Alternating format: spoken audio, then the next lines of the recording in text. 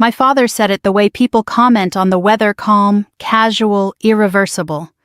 We're taking back your office space. Your brother needs it to stream. 40 followers. That was the number that erased 3 years of my work, my contracts, my nights spent staring at code while the rest of the house slept. I nodded. I even smiled. Sure, I said. I'll clear it out tomorrow. What I didn't say, what no one saw, was that something ended right there at the dinner table. And something else quietly began. I'm 26 years old. My name is Claire. I fix things, not just computers, everything. If the Wi-Fi drops, I reset it. If the printer jams, I crawl under the desk. If the car makes a noise no one can describe properly, I'm the one who Googles until 2 a.m. and figures it out. I'm the daughter who doesn't panic. The one who handles it.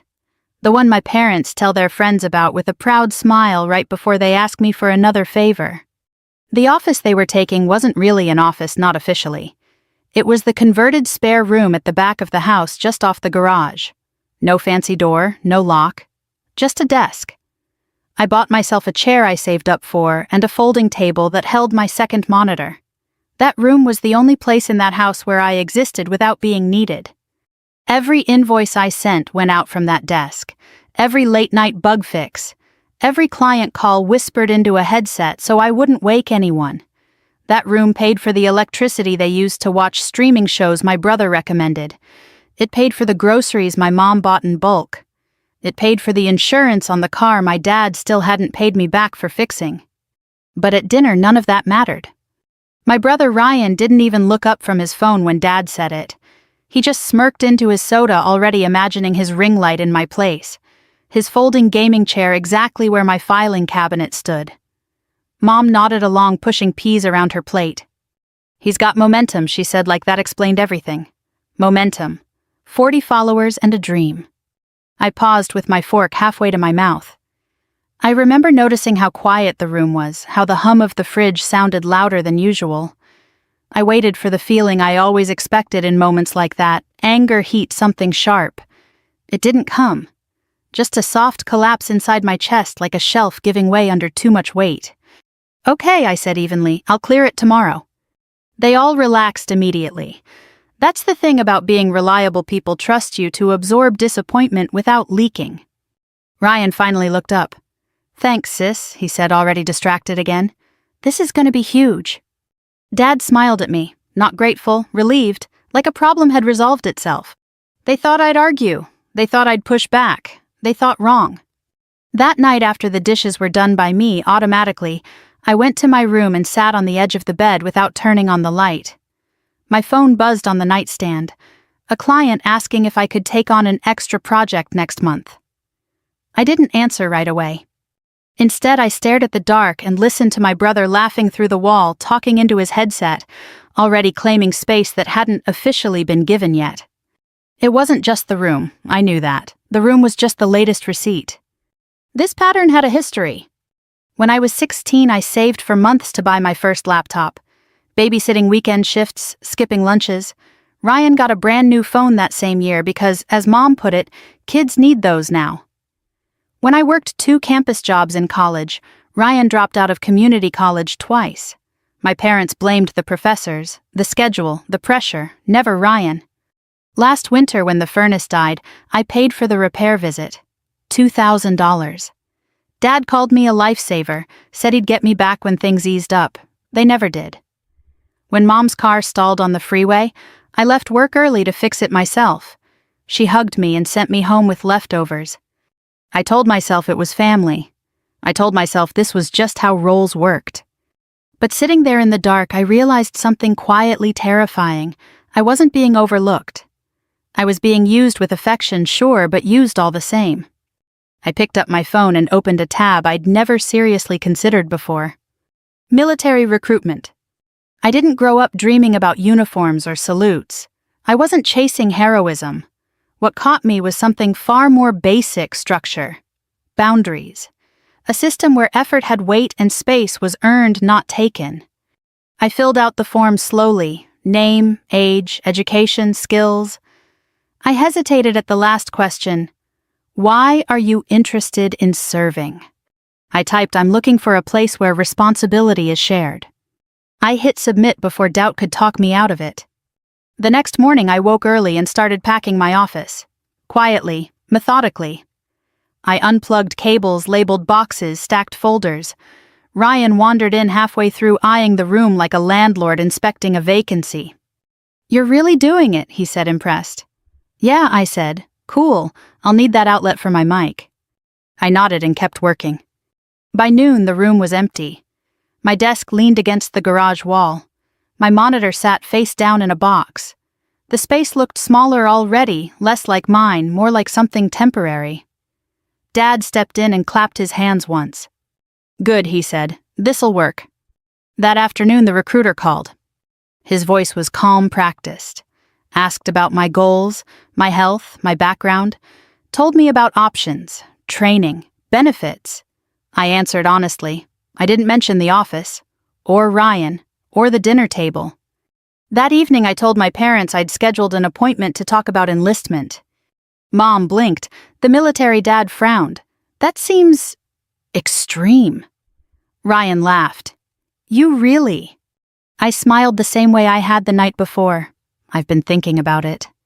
They exchanged looks, confused but unconcerned. They didn't see it as an exit, just another thing I'd handle and move past.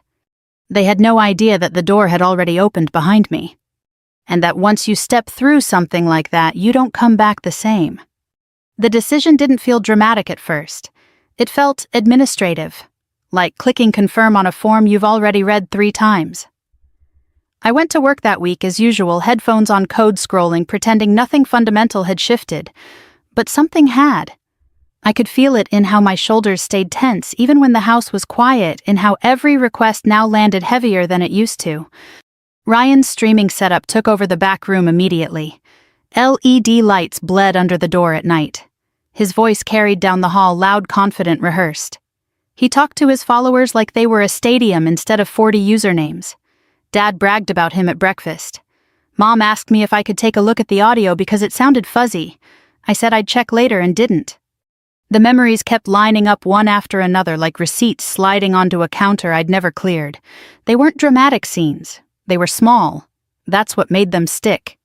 When I was a kid, I learned early that being useful meant being safe. If I helped, if I fixed, if I stayed calm, I was praised.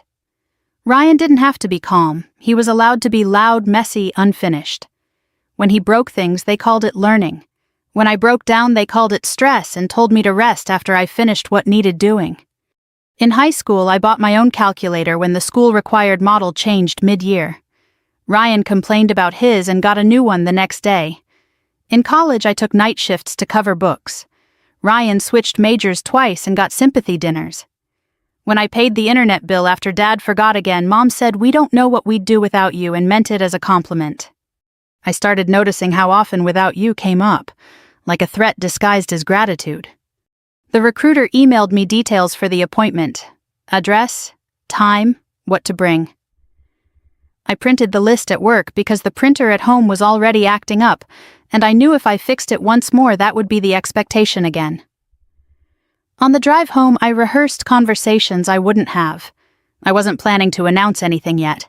I wanted to see if the house could feel my absence before it actually happened. That night, Mom asked if I could pick up groceries. I looked at the fridge. Half full. Enough for a few days. "Tomorrow," I said. She frowned. "We're out of snacks Ryan likes." "I'll go later," I repeated and went to my room. Later came and went. No snacks appeared. Ryan complained. Dad sighed. No one asked me directly. They were waiting for the system to correct itself. It didn't. When the Wi-Fi dropped 2 days later, Ryan stormed down the hall. "Claire." It cut out midstream. I was at my desk answering emails. "Router's in the hallway closet," I said without looking up. "You're not gonna fix it. Not right now." He stared at me like I'd switched languages. Dad came in annoyed. "Can you help him out? I'm working," I said, and kept typing. The silence that followed was thick, confused. I felt something loosen inside me, not relief, recognition. The house ran on my invisible labor. Once I stopped supplying it, automatically everything sputtered. That weekend, I went through my things and started making quiet decisions. What mattered, what didn't. I packed important documents into a folder and slid it into my car trunk. I backed up my hard drives twice. I changed passwords. None of it felt spiteful. It felt careful. At dinner Sunday night, Dad mentioned money. "Things are a little tight," he said casually. "Might need some help until Ryan's channel takes off." I chewed slowly. "I'm budgeting differently right now." Mom looked surprised. "Since when? Since now?" They exchanged glances again. That look shared confusion, mild irritation. They still thought this was a phase, a mood. The appointment at the recruitment office was quiet. Fluorescent lights, neutral walls, paperwork. The sergeant asked me why I was interested. I gave the same answer, only clearer. "I want accountability. I want to earn my place." He nodded like he'd heard that before. Maybe he had. When I got home, Ryan had moved my old bookshelf into the garage without asking. My notebooks were stacked unevenly on top, pages bent. Something hot flickered through me, then not rage exactly, but a boundary being crossed with a smile. "That was my shelf," I said. "You weren't using it," he shrugged. "I needed space for cables." I picked up the notebooks and carried them to my room. Slowly, deliberately. Dad watched from the doorway. "You're being sensitive," he said. "No," I replied. "I'm paying attention." That night I lay awake listening to Ryan celebrate a new follower like a victory parade. I thought about the forms I'd signed, the training schedule, the months ahead. I thought about how the military didn't care who you were in your family, only what you did, only what you carried yourself. The next morning, Mom knocked on my door. "Your father said you're considering—" "Leaving? I'm considering serving," I said. She sighed. "That's a big decision." "So is taking someone's space without asking," I said gently. She didn't answer, just nodded and walked away. By the end of the week, the house felt different, louder, less efficient. The printer jammed and stayed jammed. The lawn grew uneven. The sink filled up. They noticed the symptoms, not the cause. They asked for fixes, not change. And somewhere in all of it, I felt myself stepping back one small refusal at a time. Not to punish, not to teach a lesson. Just to see what would happen if I stopped holding the roof up alone. The real shift didn't happen in an argument. It happened the next morning while I was brushing my teeth. I heard drawers opening in the hallway. Not my drawers, deeper, heavier ones. The kind that stuck unless you pulled just right. I rinsed my mouth, wiped the sink, and stepped out. Dad was standing in the doorway of what used to be my office with a tape measure in his hand. Ryan was crouched by the wall, threading cables through a power strip like he'd always owned the place. "Morning," Dad said, not looking at me, just figuring out spacing. For what I asked, though, I already knew. "Ryan's desk," he said. "We're selling your old one. Guy's coming this afternoon." The sentence landed flat. No pause, no question, just information. "You sold my desk," I repeated. Dad winced like he'd expected that reaction but hoped it wouldn't come. "You weren't using it anymore, and Ryan needs something sturdy. Streaming setups require real equipment." Ryan stood up, stretching. "It's cool. You'll get some of it back. I told Dad to give you $100. $100. For the desk I'd assembled myself, for the scratches from late nights, for the surface where I'd signed my first contract. "Keep it," I said. My voice sounded distant even to me. "Call it an investment." Dad exhaled, relieved. "Good, I knew you'd understand." That was the moment something inside me went very quiet. I didn't argue. I didn't raise my voice. I walked back to my room and closed the door. I sat on the bed, hands resting on my knees, and stared at the wall until the buzzing in my ears faded. Understanding wasn't the right word. Confirmation was. They didn't see my work as work. They saw it as space that could be repurposed, tools that could be redistributed, effort that defaulted to the family pool. I pulled my phone out and booked a small storage unit 15 minutes away. Month to month, cheap, secure. I scheduled a pickup for the following day. Then I opened my calendar and blocked out the afternoon. Appointment, I labeled it. That was true enough. When the buyer came for the desk, I stayed in my room. I heard the scrape of wood, the thud against the garage floor, the stranger's voice thanking Dad. Ryan laughed about how much better his setup would look now. I didn't go out. I didn't say goodbye to the desk. By evening, the room was unrecognizable. LED lights pulsed where my lamp used to sit. The hum of electronics replaced the quiet I'd built my days around. It felt like watching someone else move into your skin. I started changing my behavior more deliberately after that. Not dramatically, precisely. On Tuesday, I bought only milk and bread. No extras. Mom blinked at the grocery bag. "That's it, budgets are tight," I said, and went upstairs. On Wednesday, the Wi-Fi cut out again. Ryan yelled. Dad knocked on my door. "Can you take a look?" "Not tonight," I said. "I'm busy." On Thursday, Dad complained about the printer. I suggested he restart it and went for a walk. Every small refusal felt like lifting a finger off a pressure point I'd been holding down for years. At night, I moved my valuables. Not all at once, just enough not to be noticed. Laptop first, then the external drives, then the folder with contracts and tax documents. Each trip to the storage unit made my shoulders drop a little lower. The things that mattered were no longer at risk of being repurposed. The recruiter called again to confirm my next steps: physical, background check, timeline. I listened carefully, asked questions, took notes. This was real now, not an idea. A path. I hadn't told my parents the full timeline. I wasn't hiding it to be cruel. I was waiting to see if they'd notice anything beyond inconvenience. They didn't. They noticed the lawn, the groceries, the Wi-Fi. They didn't notice me. Friday afternoon, Dad caught me in the kitchen. "You're pulling back," he said, like it was a flaw. "I'm adjusting," I replied. "To what?" "To reality." He frowned. "We're family. We help each other." "Yes," I said, "we should." That night, Ryan's stream ran late. His laughter echoed down the hall, sharp and triumphant. I lay awake thinking about the training schedule the recruiter had sent. Early mornings, clear expectations, consequences that applied evenly. The house felt louder than usual, or maybe I was just listening differently. Saturday morning, I carried the last box to my car. Dad watched from the porch. "What's all that work stuff?" I said. "You're not planning on leaving, are you?" I paused. "I'm planning on not being taken from anymore." He didn't respond, just turned back inside. The day before my medical screening, Mom knocked softly on my door. "Your father's worried," she said. "I know.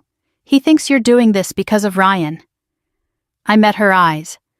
"I'm doing this because of me." She sat on the bed, smoothing the blanket. "We didn't mean to hurt you, I believe that," I said. "But intent doesn't erase impact." She nodded slowly, like she was filing the sentence away for later. The morning I left for the screening, the house was quiet. Ryan slept in. Dad read the paper. Mom stood at the sink. No one asked where I was going. No one offered a ride. As I pulled out of the driveway, I looked back at the house. The lawn needed mowing. The porch light flickered. The back room glowed faintly, already alive with someone else's ambitions. I wasn't angry, I was clear. And once clarity settles in, it's hard to pretend you don't see what's been happening all along.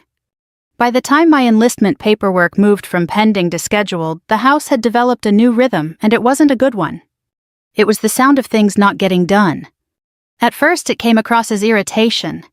Dad sighing louder than necessary when the printer refused to cooperate. Mom muttering about the grocery bill stretching thinner than usual. Ryan snapping at his screen because the stream lagged, his voice sharp with frustration he didn't know where to put. They didn't connect those sounds to me, not yet. I still lived there technically. I still slept in the same room, parked in the same driveway, ate at the same table. That was the trick. From the outside, nothing had changed. But inside the machinery of the house, something essential had been removed. A gear, a silent one.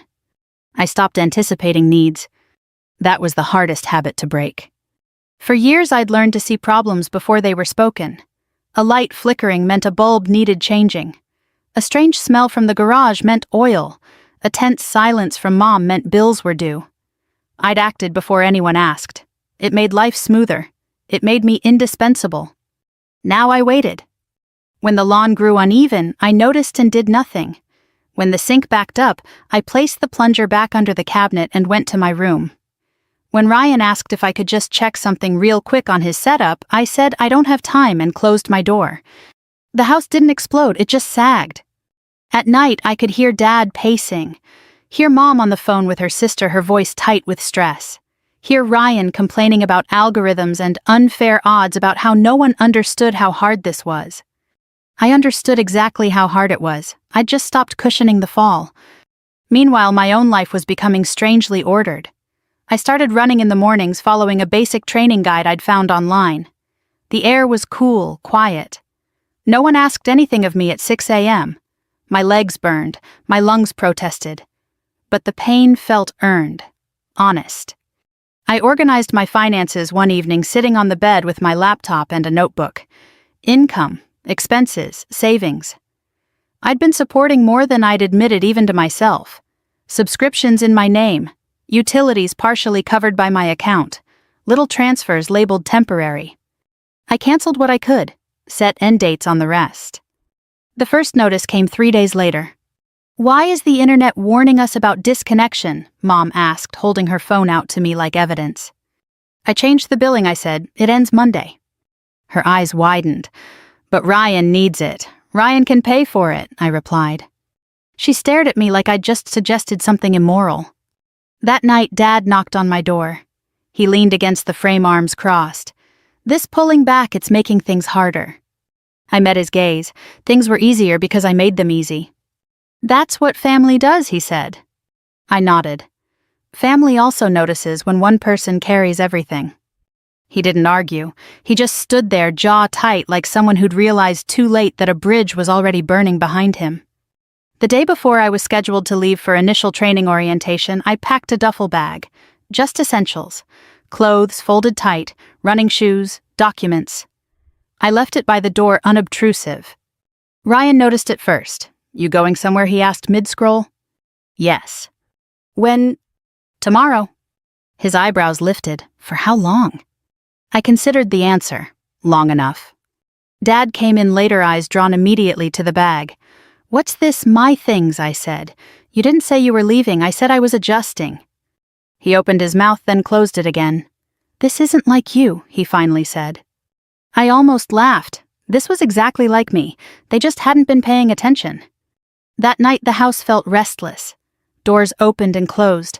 Ryan's stream cut out twice. He shouted. Mom snapped back. Dad raised his voice for the first time in weeks. I lay in bed staring at the ceiling, listening to the cracks spread. In the early morning before anyone else was up, I loaded the duffel into my car. The sky was just starting to lighten that soft gray blue that feels like a pause before the day decides what it will be. Mom appeared in the doorway, robe pulled tight. "Be careful," she said. "I will." She hesitated. "Call us." "I'll let you know I'm safe," I said. It wasn't a promise of more than that. As I drove away, my phone buzzed. A message from the recruiter, "Welcome. Today's the first step." I didn't look back this time. The training facility was loud, controlled, impersonal. Names replaced by numbers. Instructions given once. Expectations clear.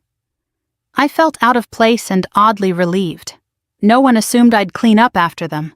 No one borrowed my effort without permission. That night, exhausted, I checked my phone. 3 missed calls from Mom, 1 text from Dad. The hot water heater isn't working. I stared at the screen for a long moment. The old reflex surged, solutions lining up, tools, imagined steps ready. Then I set the phone down. Not because I didn't care, but because this was the moment everything hinged on. If I rushed back now, nothing would change. And for the first time in my life, I was willing to let the system feel what it was like without me holding it together. The call came 2 days later, just after lights out. Phones weren't supposed to be on, but everyone had them anyway, tucked under pillows, hidden in lockers, glowing softly in the dark like guilty secrets. Mine buzzed once, stopped, then buzzed again. I recognized the pattern before I saw the name. Dad. I rolled onto my side and stared at the ceiling for a full breath before answering. "Hey," I said quietly, careful not to wake the woman in the bunk next to me. His voice came through tight, stripped of its usual authority. "We need you." I closed my eyes. There it was. Not "how are you?" Not "are you okay?" Just need. "What's going on?" I asked. "The hot water heater's dead," he said. "No hot water since yesterday morning. Your mother's been boiling water on the stove just to wash dishes." I tried resetting it, but it's making this noise. We don't have the money for a service call right now. I pictured the basement, the narrow stairs, the unit I'd researched, repaired, maintained. I knew that heater better than anyone else in that house. I can look up the manual, I said. There was a pause. You could just come home and take a look, he said carefully. It would be faster. I sat up slowly, my feet touching the cold floor. I'm not coming home. Silence. I didn't mean right now, he said. I just Claire, it's cold. I know, I said. What's the error code? He exhaled, annoyed. Hold on. I heard shuffling, the sound of him walking downstairs. Then quieter, it says E03. I pulled my phone closer and opened the manufacturer's site. The page loaded slowly. My fingers knew exactly where to go. It's the igniter, I said after a moment. Common issue. The part's about $90. Labor will cost more if you call someone. Another pause. Can you fix it? I looked around the room, rows of bunks, identical blankets, the faint hum of the building settling for the night.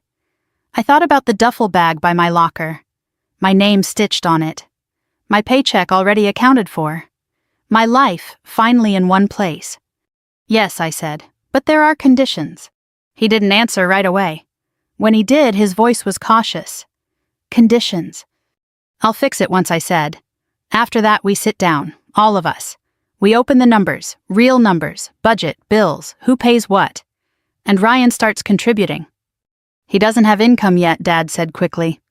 That's not my problem, I replied. He gets a job within 4 weeks. He pays rent, something symbolic if you want. He takes over basic chores, lawn, trash, repairs. And no one touches my things again. Ever. You're asking for a lot, he said. I almost laughed. I've been giving a lot for years. The line was quiet long enough that I wondered if he'd hung up. Finally, he said fine.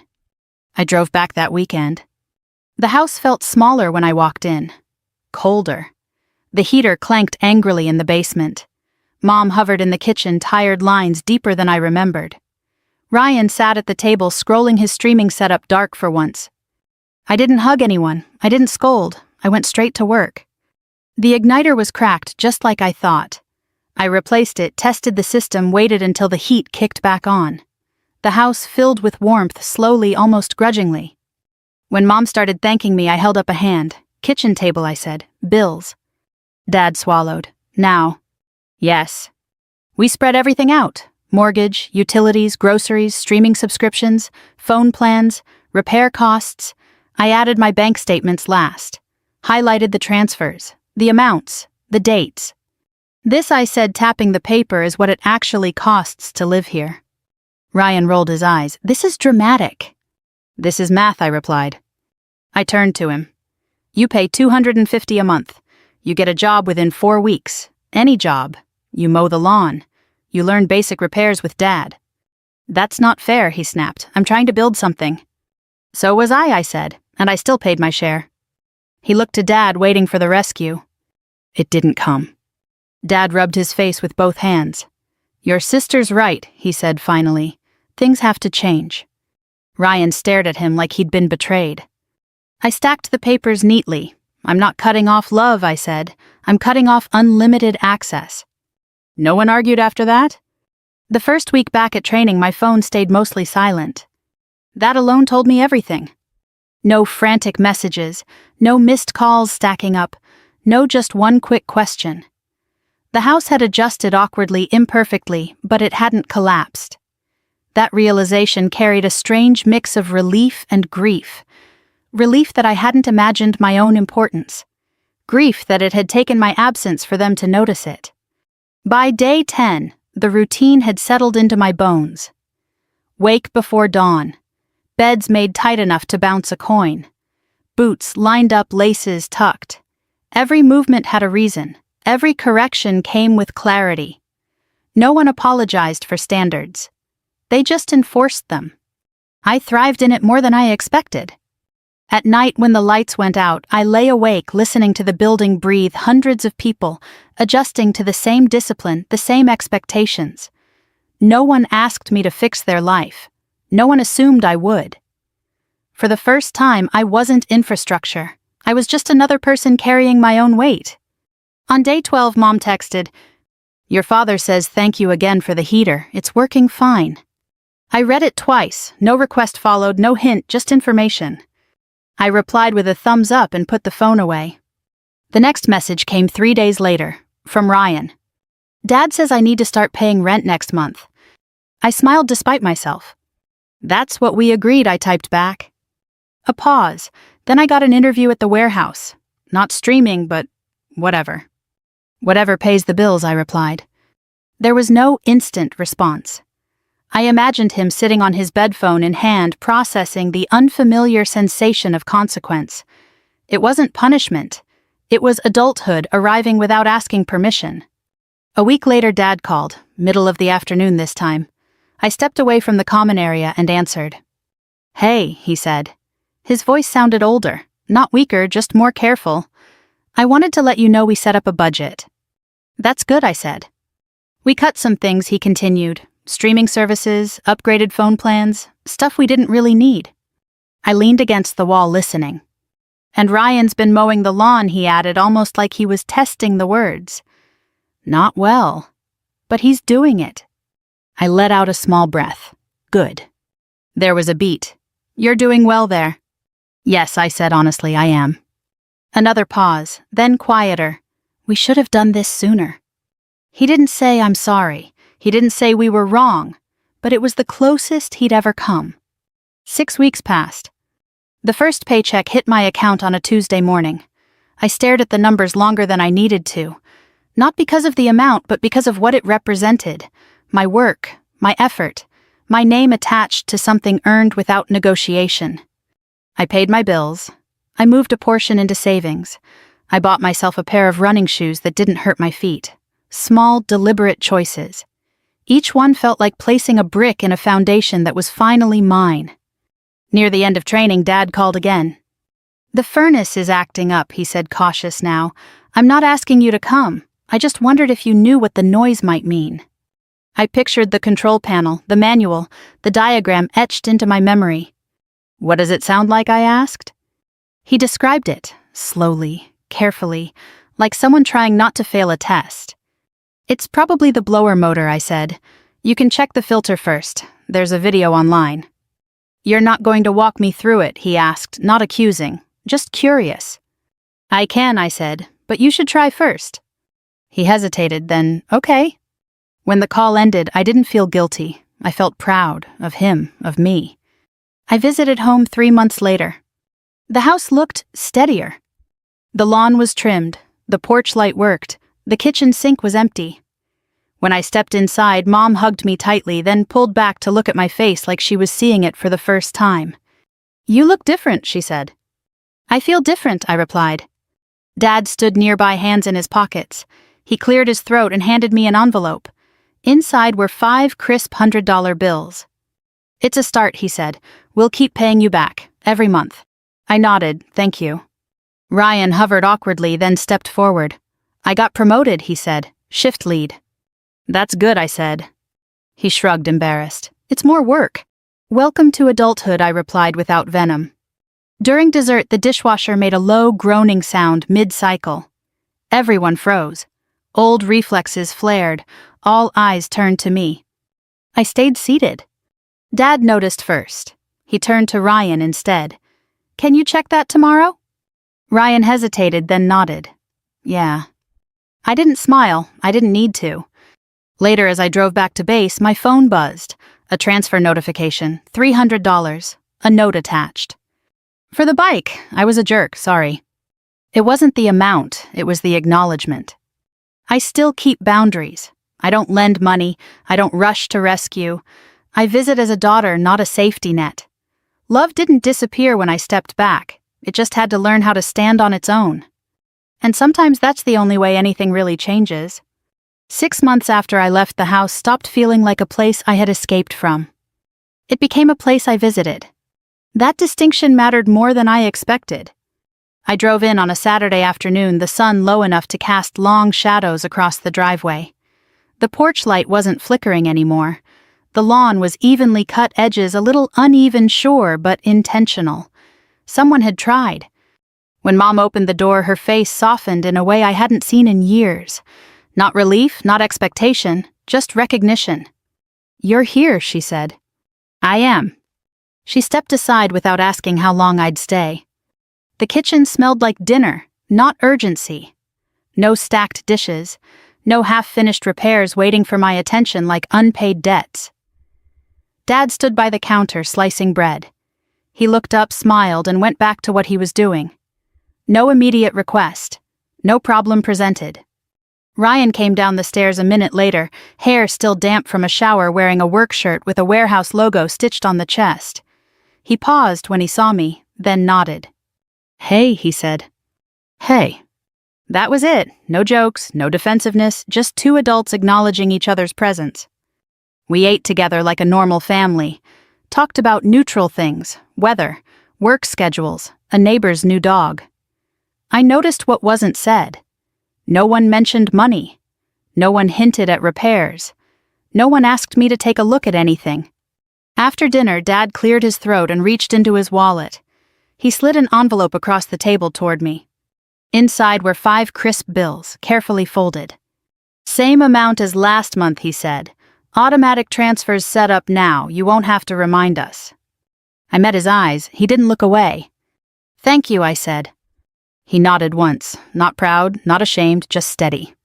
Later, when the dishwasher hummed a little louder than usual, Mom glanced at it, then back at her plate. Dad followed her gaze, then turned not to me, but to Ryan. "Can you check that tomorrow?" he asked. Ryan sighed lightly. "Yeah, I'll look it up." No one looked at me.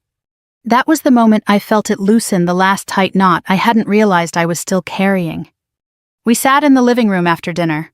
Ryan talked about work, not dreams, not followers, actual shifts, actual supervisors. He complained about early mornings and sore feet. I listened without interrupting. "It's harder than it looks," he admitted quietly. "I know," I said. He glanced at me, surprised by the lack of judgment, then nodded. Before I left, Mom hugged me again. Longer this time. "I didn't realize how much you were holding," she said into my shoulder. "I'm sorry." It wasn't perfect, but it was real. Driving back to base that night, I thought about how close I'd come to staying, to shrinking, to turning myself into something smaller just to keep the peace. I thought about how easy it would have been to keep fixing, keep paying, keep absorbing. Leaving didn't end my family. It ended their habit of living on my back. I still love them. I still show up. But I show up as a daughter, not as infrastructure. I don't lend money. I don't solve every problem. I don't rush in when something breaks. I let them try. I let them learn. Sometimes the kindest thing you can do isn't to stay and suffer quietly. Sometimes it's to walk away so everyone else has to finally stand up.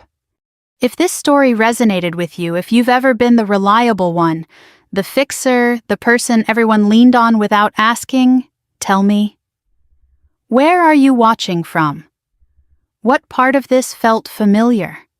We share stories like this every day, stories about boundaries, accountability, and finding your way back to yourself. If you don't want to miss the next one, please like, share, and subscribe. Let's keep going together.